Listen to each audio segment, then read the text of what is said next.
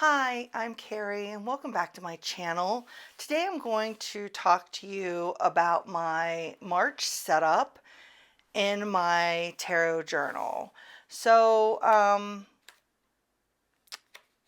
if you've been here a while, the setup hasn't really changed. I'm still doing the same thing. I just kind of took out a couple things and added in some different things. I still have my gratitude page ready to go. My dreams. Boy, I dreamt a lot in February, so this page is completely full. So here's my monthly check-in. Oh, yes. Yeah, okay, wait. I'm getting all confused about what here's my monthly check-in of my yearly card. So I'm in the year of the Hangman, and the previous months, I was just like jotting down when I felt hangman energy was presenting itself, how it was presenting itself, and so on. So for the month of March, I kind of did something different. I broke it down. So we have the primary hangman energy of waiting and sacrifice, and then I'll write down, little things about that.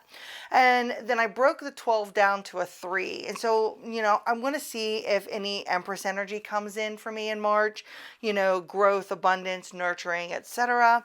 Then I took that and broke that down or put down each of the suits. So 3 of cup energy, 3 of sword energy, 3 of pentacles, and the 3 of wands.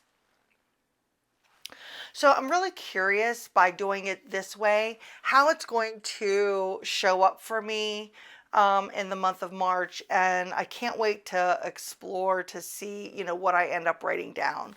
I still have my page for what I'm devoting my energy to, because devotion, which I probably won't be able to find it, devotion is my word of the year. So I am keeping track of that. My monthly card is the 8 of Cups, moving on, walking away from disappointment, something missing, things like that. We're when am I filming this? 3-4 days in to March, and I already feel this energy coming forward. So yeah, that's going to be a something. My zodiac, it's the energy of Pisces, which falls into my 10th house. So I will write about that. Now this is where I'm doing something different. If you watched my monthly musings video, you will have seen that I talked about I'm going to stop doing runes for a while. I think I mentioned it in that video. Who knows? So anyway, in case I didn't mention it, I am not going to do runes for a while. The past couple months that I pulled a rune, it was like semi-relevant to what was happening for me in that month.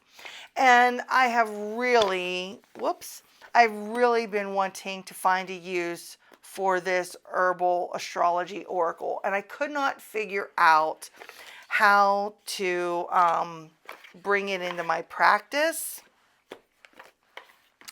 So I thought this is the perfect way to do it. So it is taking the place of the rune card. And this is my card. I already pulled it. This is my card for the month, Elder, which is wisdom. And I wrote down relevant things from the guidebook. So in case you don't have this deck, I know there's been several walkthroughs of this deck already. I will just, okay, so Elder, it has your upright meaning, your reversed meaning, the astrological ruler. Then it goes on to talk about Elder, and then guidance of Elder is over there. So there's a lot to this. So I wrote down things that kind of stuck out to me. And it's funny, before I pulled this card, I had already chosen my decks for the month. And I'm going to be working with Fae energy for the month of March. And one of the things about Elder, it says Queen of the Fairies, symbol of sorrow and death, end of a phase of a beginning of a major cycle, let the old stuff die and bloom.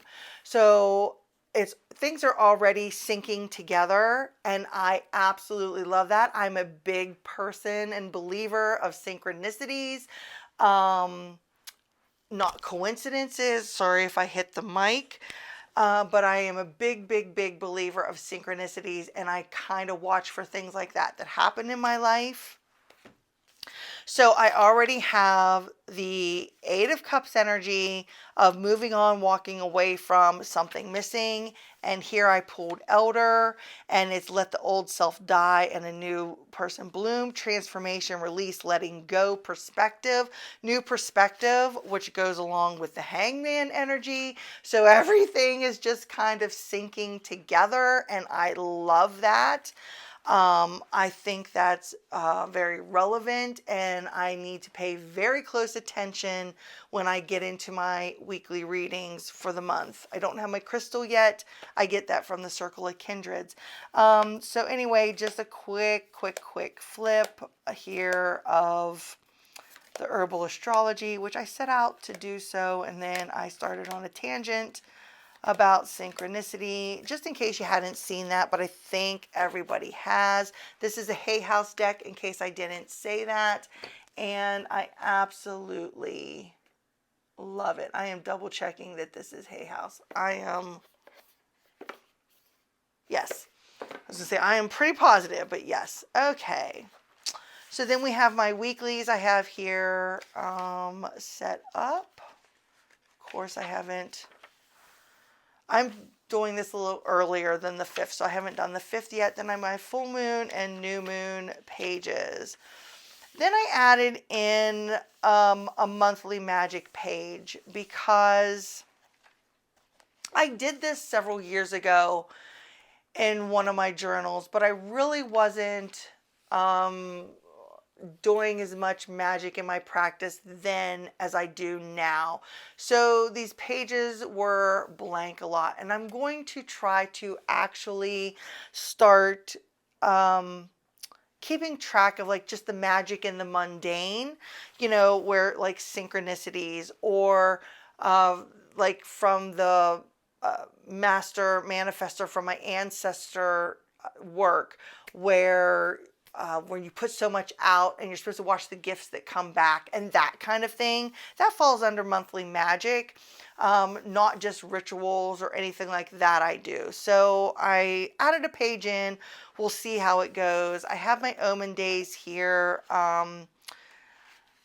but we'll see how that pans out. My ones for February, I don't know, it was a kind of hit and miss, but that is my journal setup. Like I said, the only thing I added in was the herbal astrology to take place of the rune, and I changed how I do this monthly check-in for my yearly card, where I broke it down, and I want to see where each one of this pieces of the energy also plays in to my month. I think that's pretty much it. So the decks that I am using for the month of March are all new decks to me, because I had said that I want to work with all new decks, or all the new decks that I brought in 2023. And these are the ones that I will be using.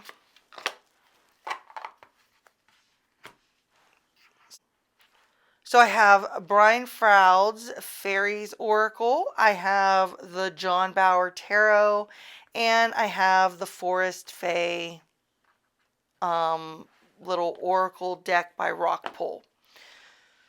I didn't know what to pair with the Brian, because what I based everything off of was the Brian Froud Fairy Oracle. I really wanted to work with some Fae energy. So, which is why I said when that elder card for the herbal astrology came up and it said whatever of the fairies, I thought, oh wow, this is perfect. And this got pulled after these were chosen. But this is the only deck when I started trying to look for decks to pair together that seemed to work well with the Brian Frouds fairies. I don't know how it's going to work. We'll see. But I get a real fairy tale vibe from this, so I figured that they would, work fine together. If you've worked with these two decks together, yeah, let me know in the comments. I'm not even exactly sure how I am going to work with it. I think instead of making the oracle the primary energy, I'm thinking about making the tarot the primary energy, and I don't know. I don't know.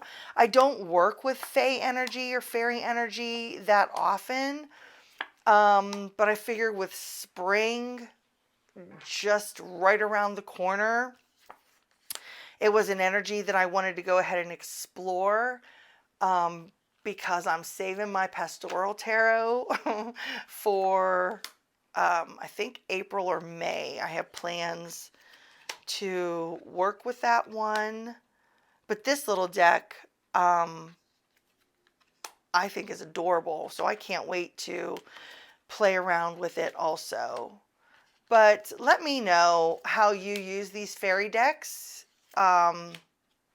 if you have them. Even if you use them for like a weekly card reading, monthly card reading, or whatever. Let me know how you use it. But this is the plan for my personal practice for the month of March. Two other decks I want to show you I've already used for readings for March, and that is the Gateway Oracle cards by Denise Lynn and my Morgan Greer tarot. I've said before that I do client readings. So I have a handful of clients that get a monthly energy outlook from me, not for me, from me every month. And these are the decks that I used for that. And I have a private membership thing for clients that I do readings in every month, and I do tarot scopes, and I do a weekly reading for them and things like that. We're working through the chakras right now. But anyway, so I also use these two decks for readings for that. And they pair beautifully together. I loved it. And I got the most fabulous feedback from my clients, because I already sent them their March Energy Outlook readings.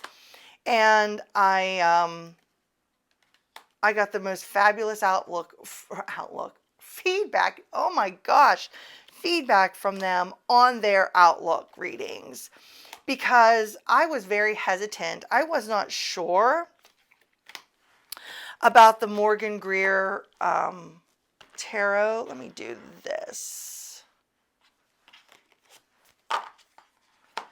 So I wasn't sure about the Morgan Greer, and I even talked about that in another video about the coloration and things of the Morgan Greer. But wow, I loved the readings. I love the close-ups of the pictures of the people on here, and it brought this I mean, I do it anyway with other decks, but I don't know what it was. It was more in your face, I guess, because they're so much larger, of paying attention to the direction that this person was looking, and if there was a person um, in if there was a person in here, or, you know, looking deeper. Okay, let's just use this for an example. So let's say that their primary energy for the march was looking deeper, and I've got the Knight of Cups and the Chariot. Well, the Chariot, he's not looking anywhere towards looking deeper, and I've got the Knight of Cups looking away from looking deeper. And that would signify to me right then and there that this is more of the shallow side of the Knight of Cups. But anyway, I would say that this was more of the shallow side of the Knight of Cups, that, you know, you're just kind of barreling forward and really not paying attention to what is present and what is happening for you. That's kind of how I would have read that energy reading for them.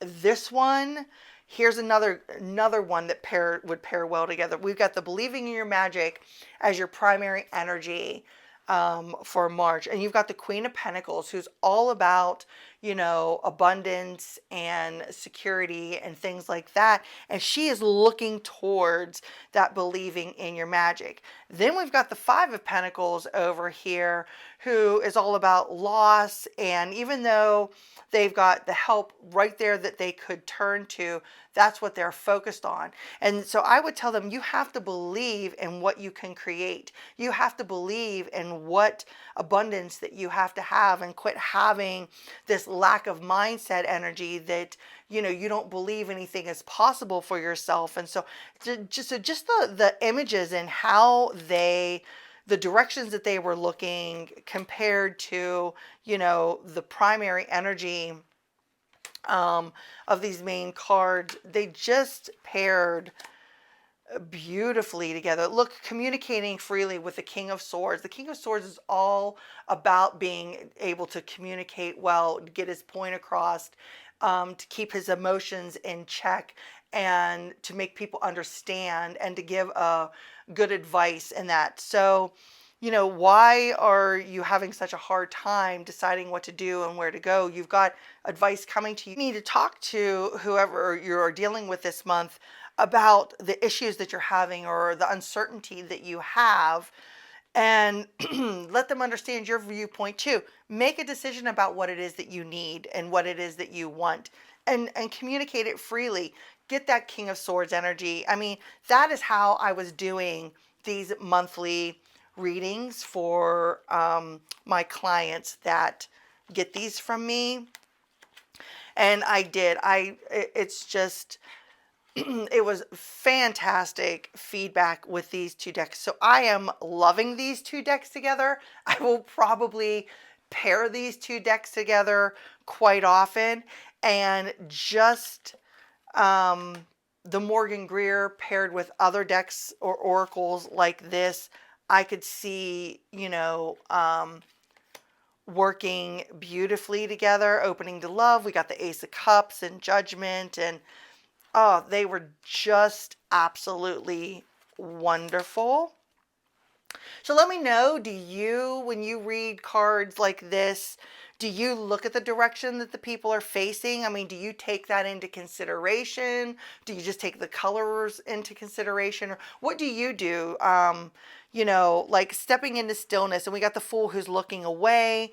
And we have the Ace of Pentacles. Did I flip this one? Okay, well, maybe we'll do this. We got the Seven of Pentacles, you know, looking to this. So he understands that you need to wait for things to come to fruition, and that you need to be patient with it. Well, we got the Fool who, I don't want to hear any of that.